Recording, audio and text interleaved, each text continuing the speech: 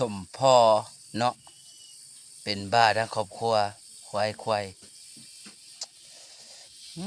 อยู่ใกล้ก็ตบจะบาดบนนี้เนาะ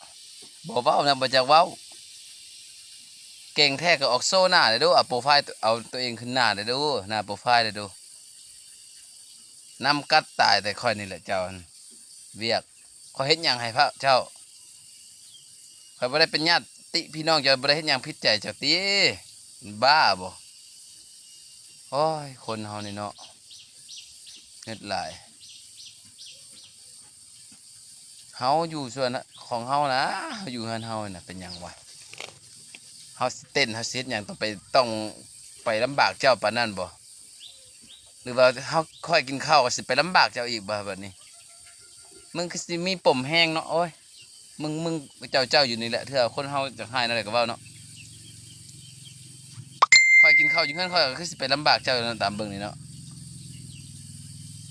โอ้ยเป็นบ้าบ่บ้าอะไรก็ได้ไปซักยาซะเด้อจะหาไปเลาะกัดคนไปมั่วได้มันสิเป็นว่อได้อยู่ดีๆเด้หมาว่าเขายังมัดอยู่อย่าไปบ้าอะไรไปเลาะหากัดคนไปทั่วเด้อมันสิเป็นหมาว่อหมาบ่มีเจ้าเด้อันเป็นหมาว่อเขาจะปล่อยเด้อย่าโพดอะไรอยู่ดีๆคือแค่เบิ่งเทิงแน่หาว่าให้คนไปทั่วข่อยกับเจ้าบ่ได้ฮู้จักกันเป็นบ้าบ่เจ้าเป็นบ้าบ่อย่าว่าข่อยบ้าข่อยมันเต้นหาเงินเจ้าน่ะเป็นบ้าบ่อยู่แต่ละมื้อช่องแต่เฟซช่องแต่ TikTok ข่อยแล้วมาด่าข่อยหาเงินหลายๆเติมเบิ่งซื่อๆข่อยกับเบิ่งเจ้าก็คือสิหาเงินมาเติมเน็ตมาเบิ่งข่อยนั่นแหละเนาะจังติดตามชีวิตข่อยดีปานนี้นะข่อยเฮ็ดหยังก็นำเว้าให้ข่อยขอบใจข่อยสิบ่เว้าหยังให้เจ้าแหละขอบใจดีใจที่เจ้ามาเบิ่งข่อยนั่นแหละมีเน็ตหลายก็มาเบิ่งแต่ด่าหลายข่อยก็ด่ากลับแบบนี้ข่อยอดบ่ได้ข่อยก็ด่ากลับข่อยมาเบิ่งจังไดก็ข่อยบ่ฮู้จักเจ้าเนาะข่อยสุยสนเจ้าติเน็ตคนเป็นบ้านั่นแหละก็มี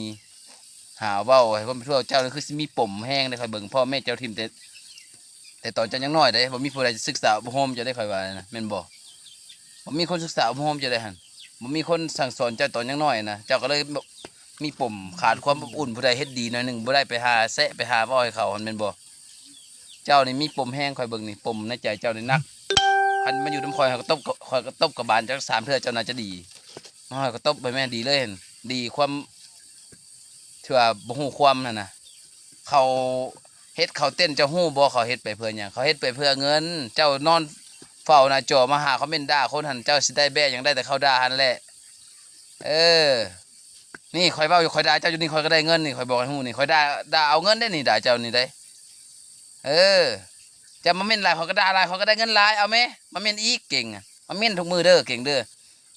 เม่นเท่านั้นเลยโชว์โปรไฟล์เอารูปตัวเองขึ้นโปรไฟล์ได้กันเก่งคันใจหลายปานนั้นนะเอารูปตัวเองขึ้นโปรไฟล์ได้เด้อ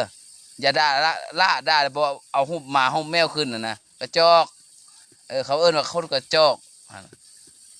นี่แหละสั่งสอนสำนี้แหละคันบ่มีผู้ใดสั่งสอนขอยสิสั่งสอนให้เจ้าเด้อ